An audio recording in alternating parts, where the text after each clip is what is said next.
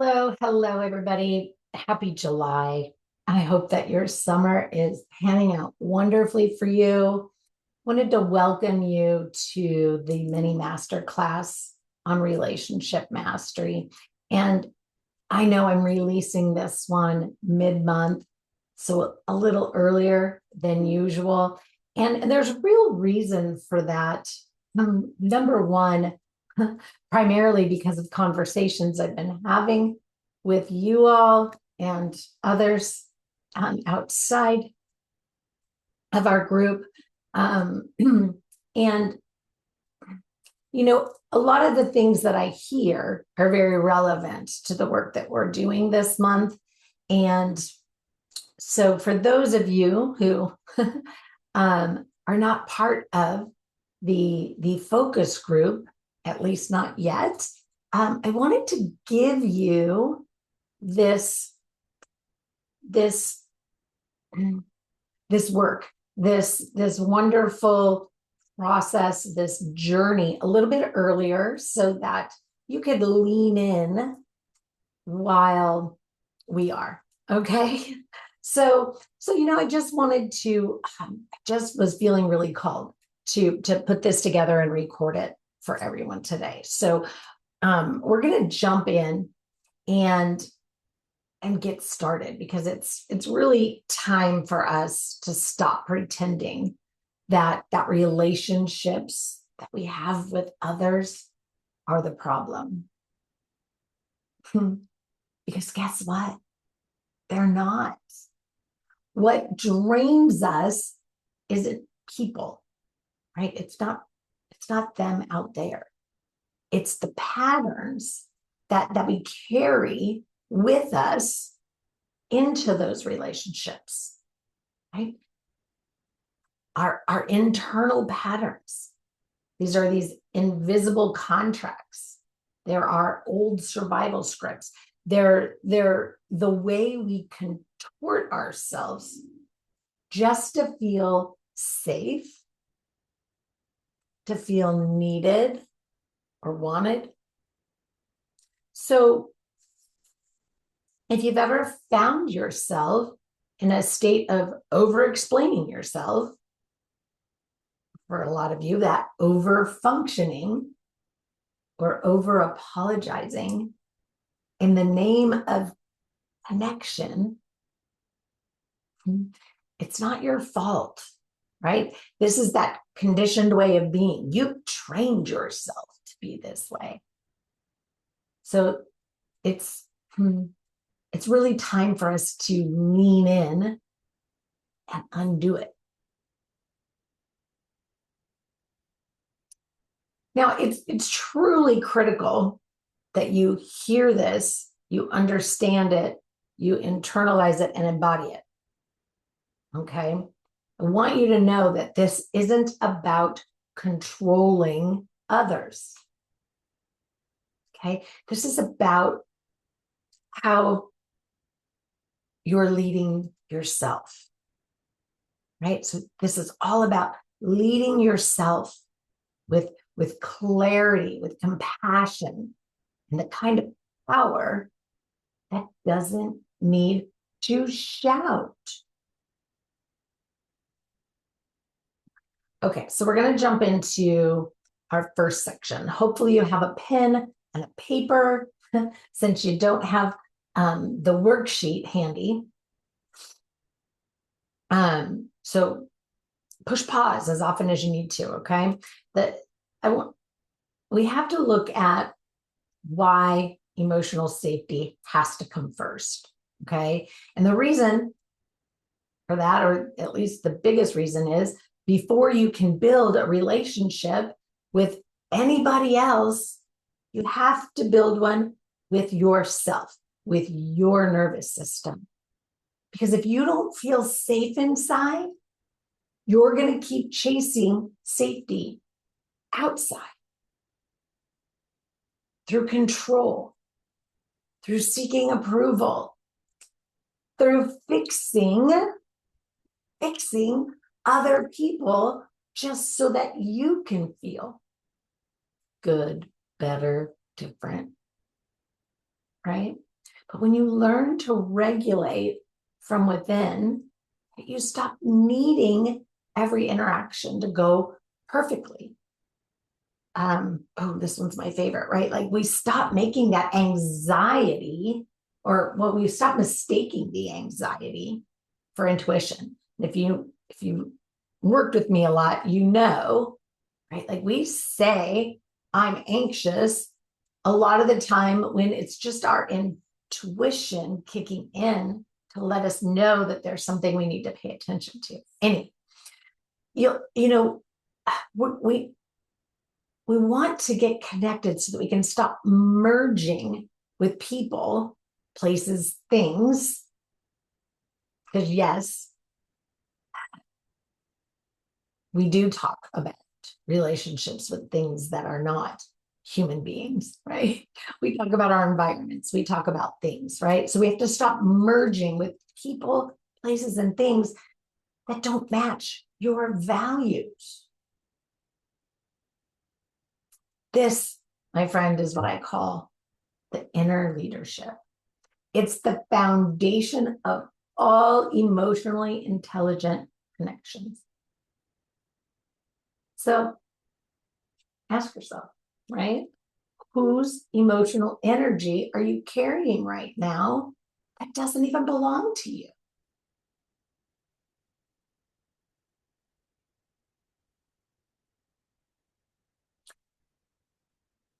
Now, this section, my friend, might sting a bit, but it's time that you heard it, okay? Not everyone deserves access to you in the same way. Now, I teach a model that, I simplistically call our circle of influence or influences. And it's a 5-circle visual that I love to put up and illustrate. But for the sake of time and the work that we're doing here in this mini masterclass, I'm just going to articulate it to you so perhaps you can draw your perception of what I'm explaining. Okay. So if you can envision this, we have 5 circles and they're all nested inside each other. Right.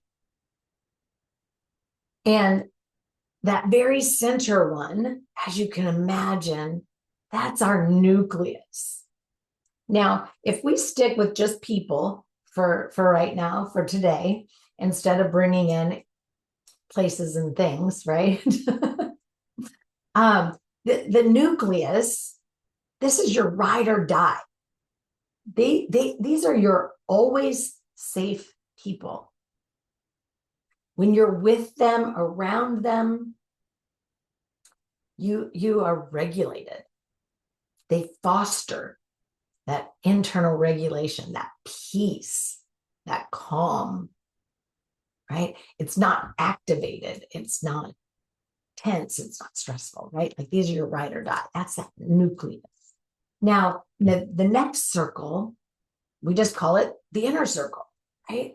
These are trusted people in your life. Like, I trust you, but they still have to earn their place through consistency. And you'll get a better idea here in a minute. But so these people are consistent, but sometimes maybe they're not. I don't know, right? Like they're trusted, but they're still earning their place, right? Through that consistency. Now we have our outer circle. And these folks, you know what? Friendly, we know them, right? But they're not entitled to our inner world. They're people that, we love to chat about the weather with, or, I don't know, to hang out at a park, talk about, the more general conversations. They just don't have that entitlement to our innermost emotional space, right? And then the next one is our toxic zone. Now, this is one of the ones I really like to talk about, but we're going to keep it simple, right? Like the toxic zone is those relationships that take more than they give. Now, I'm going to say this, and it's going to probably feel a little weird and strange for you, but that toxic zone can be that lifelong friend that you've had since you were, I don't know, in elementary school or whatever. And the only relationship you have with them is what you give, right? Like there's no reciprocity. They may rob you of any positive energy that you have, right? These folks may be self-absorbed. They may seemingly find pleasure in knocking you down a peg or two, right? So this toxic zone, we really have to be honest with ourselves. It has nothing to do with them. It has to do with us. What does this relationship do to me, for me, with me? And how much is it sucking from me, right? And then the final space is what I call the nunya space. That's right. The nunya space. It's none your business. There's no access, no explanation, right? Like we could be nice, passing the hall, right? But that's it. It's none of our business what they think or feel, and quite honestly, we don't care. So what I find is this, and what I'd like for you to hear before I move on, actually, is that people can move to different circles based on topic of conversation.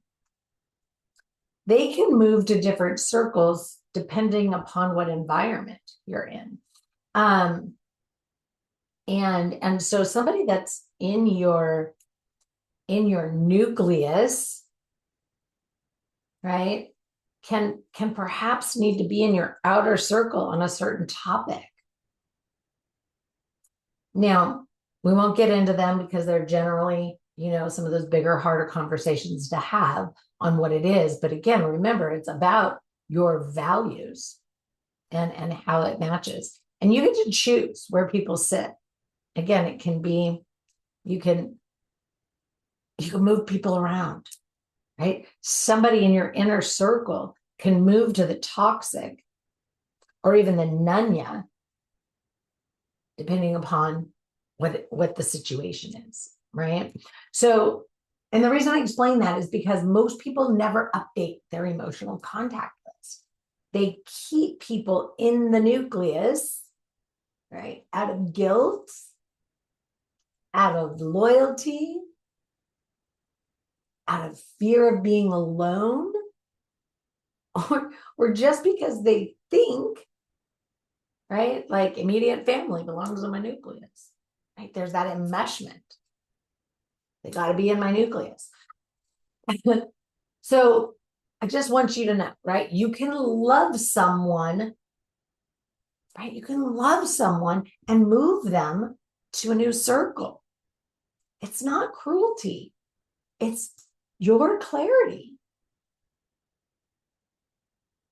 I'm not saying walk around and put a label on their forehead and say, hey, I'm going to put you in this circle, right? There's ways of articulating different things. Quite frankly, and most recently, right? Like I shared in a conversation, like, hey, this is a topic that I don't choose, want, like, accept, tolerate, whatever, in my relationships.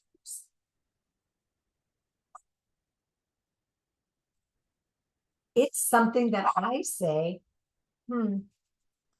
let's move on.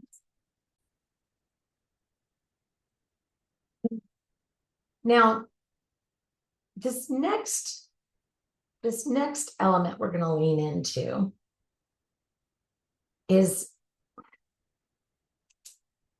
assertive, not aggressive, right? And what I'm getting at here is the fact that communication is quite often misunderstood.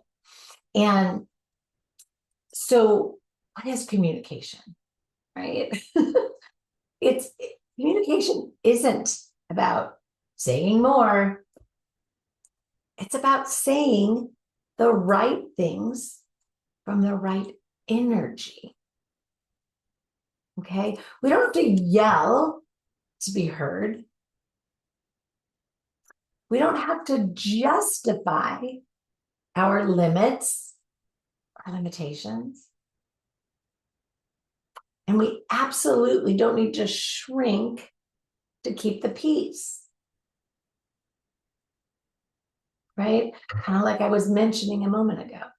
Right? Like, I'm going to choose not to have these kind of conversations inside of my relationships, right? It keeps me from having to move people in my inner circle or my nucleus into the toxic or into the toxic zone, right? So, and it keeps you from having to shrink. It's saying assertively, like, next topic. Or, hey, you guys talk about this. I'm going to opt not to. I don't want, right? I don't want this in our relationship. I don't want this emotionally inside of our relationship. So I'm gonna go over there, right? So we get to say, right, like this to ourselves. And I do this all the time, right? Like this is our energy field. It's our boundary system. It's bendable, flexible, pliable. It's a living, breathing organism that is backed by healthy limits and limitations. So my boundaries, limits, and limitations aren't punishment. They're instructions for me for how I love, for how I live, and how I lead. Now, I do teach the method called the assertive boundary formula, and it's designed to help people communicate their needs with strength and without defensiveness. And we all know what I'm talking about. We can be strong without being defensive. And the key to that is clarity, it's calmness, and it's consistency.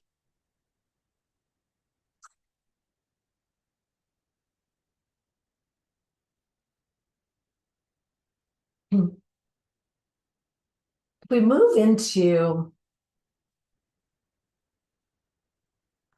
this next space, right? Like I want you to be thinking to yourself because we got to lead ourselves first. So if you've ever felt like you're giving more than you're getting, right? Like the reciprocity isn't there, right? Like that we aren't both 100% into this relationship.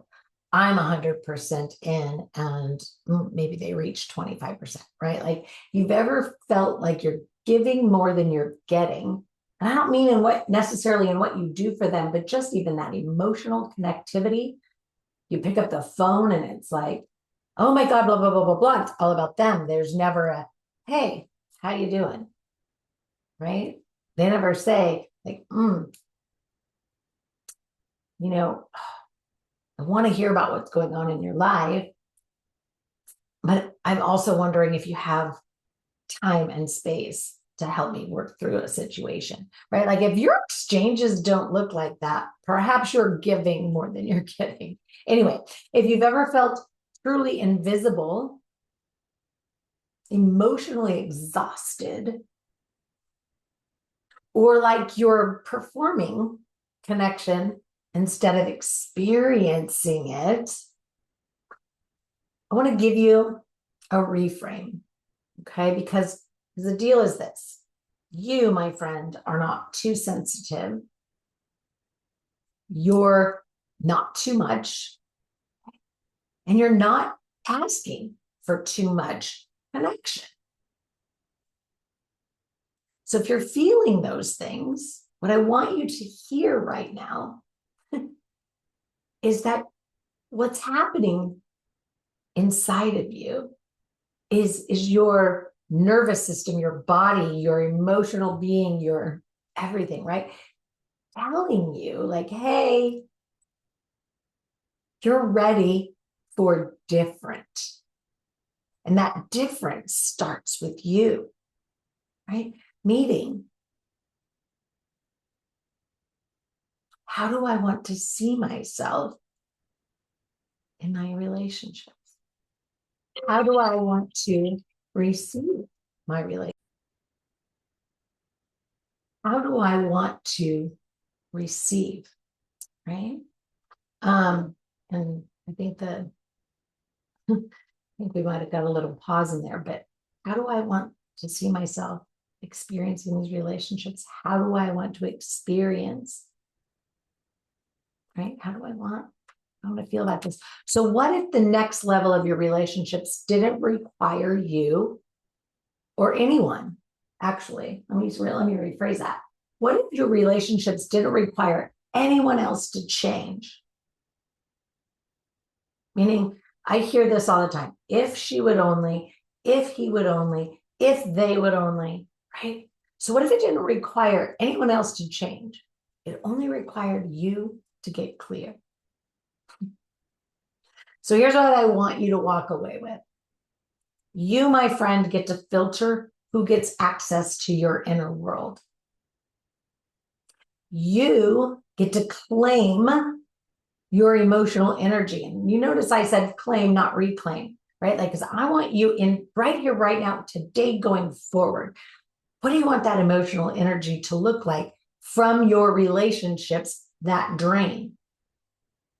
And you, my friend, get to lead with that kind of mastery that doesn't chase, that doesn't beg, and doesn't shrink.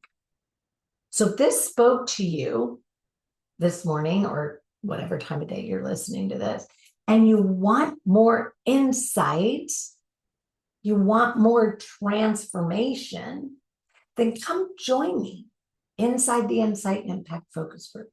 We meet every week. We train emotional mastery in real time.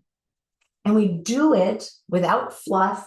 We do it without fear. And we definitely do it without judgment, because relationships don't improve by accident. They improve when you do, right? So if you're ready, let me know. We could get you in, we could get you caught up, or you can, right, be set up and ready for next month. Anyway, I look forward to chatting with you.